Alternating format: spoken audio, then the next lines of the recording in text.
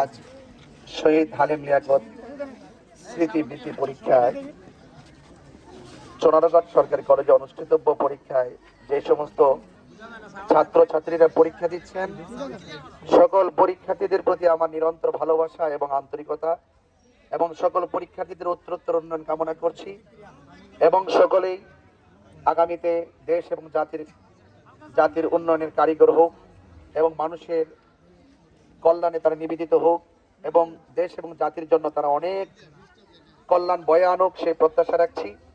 এবং আপনাদের আজকে যারা পরীক্ষার্থী আছে, শহীদ হালিম লিয়াকত স্মৃতিবৃত্তি পরীক্ষা যারা অংশগ্রহণ করছেন, এবং আমি আশা করব তারা যেন সুস্বাস্থ্যের সাথে এবং অত্যন্ত আন্তরিকতার ভিত্তিতে যেন তারা অনেক দূর এগিয়ে যেতে পারে।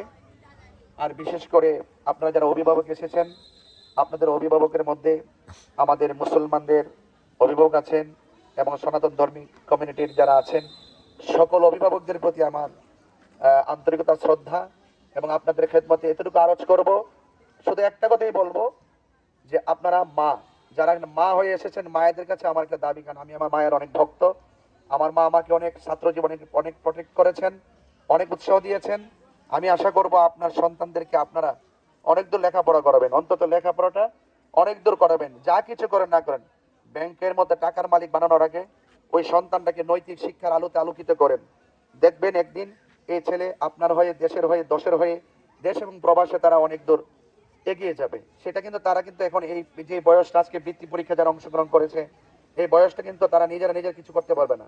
আপনি অভিভাবক হিসাবে আপনাদের সবার অনেক বড় দায়িত্ব। সেই দায়িত্বের আলোকে আপনার সন্তানকে অনেক দূর লেখাপড়া করবেন, পাশে থাকবেন, সাপোর্ট দিবেন, সে আশা প্রত্যাশা রাখছি। আর আমার জন্য সবাই আপনারা দোয়া করবেন। আপনাদের দোয়া চেয়ে বিদায় আরজ করছি এবং আপনাদের মঙ্গল কামনা করে বিদায় নিচ্ছি। আসসালামু আলাইকুম ওয়া রাহমাতুল্লাহি ওয়া বারাকাতুহু।